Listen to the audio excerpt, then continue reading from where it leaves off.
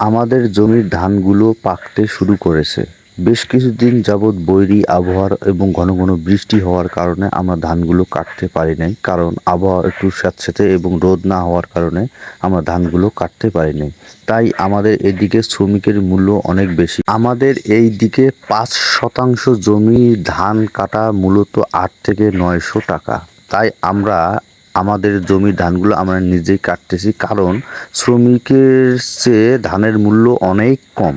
আবহাওয়া যেহেতু ভালো, তাই আমাদের বাড়ির কাছে ধানগুলো আমরা কাটতেছি। সেই সুন্দর জমির ধানগুলো একতায় সোনালী কালার ধারণ করেছে, তাই আমরা সপ্তাহ আগে এই ধানগুলো কাটার প্রয়োজন ছিল আমার মনে হচ্ছে।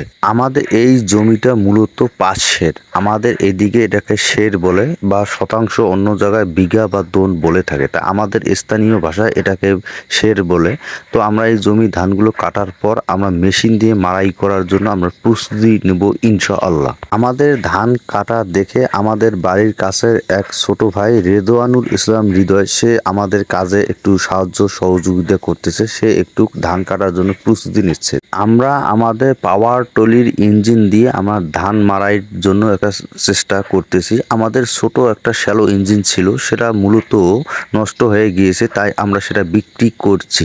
পরবর্তীতে আমরা আর কোনো শ্যালো ইঞ্জিন কিনি নাই, তবে ইনশাআল্লাহ আমরা পরবর্তী সিজনে আমরা নতুন একটা শ্যালো ইঞ্জিন দিয়ে আমরা এই ধান মাড়াই করার মেশিনটা আমরা নতুন করে প্রস্তুতি নেব। ধান মাড়াই কিছুক্ষণের মধ্যে আমরা সেখানে একটু বিশ্রামের ব্যবস্থা করলাম। দেখেন আমার ছোট্ট মামুনিটি সেই গাড়ির ওখানে বসে সেই সুন্দর মজা নিচ্ছে। আমরা খুব ক্লান্ত এবং রৌদ্রের মধ্যে আমরা খুব ক্লান্তভাবে আমরা সেই গাছের ছায়ার তলে বসে আছি। কৃষি ভিত্তিক এই কাজগুলো করতে আমাদেরকে খুব ভালো লাগে। তো আপনারাও যদি কাজকর্ম করতে চান তো অবশ্যই আপনাদেরকে ভালো লাগবে। দেখেন আমাদের মেশিনটা এদিক মধ্যে নষ্ট হয়ে গিয়েছিল, তাই আমরা মেরামত করে আবার নতুনভাবে পুনরায় চালু করার জন্য আমরা চেষ্টা করতেছি।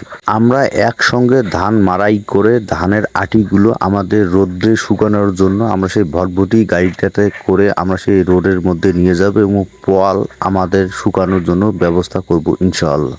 এত কষ্ট করে কৃষক উৎপাদন করে তার যদি সঠিক মূল্য না পায়, তাহলে কৃষক একেবারে দিশেহারা হয়ে পড়বে এবং দেশ এবং জাতি ক্ষতিগ্রস্ত হবে। তো আমরা সবাই কৃষকের বাঁচানোর জন্য আপ্রাণ চেষ্টা করি। সবাই ভালো থাকবেন, সুস্থ থাকবেন, আমাদের জন্য দোয়া করবেন, আমরা আপনাদের জন্য দোয়া করি। আসসালামু আলাইকুম ওয়া রাহমাতুল্লাহি ওয়া বারাকাতুহু।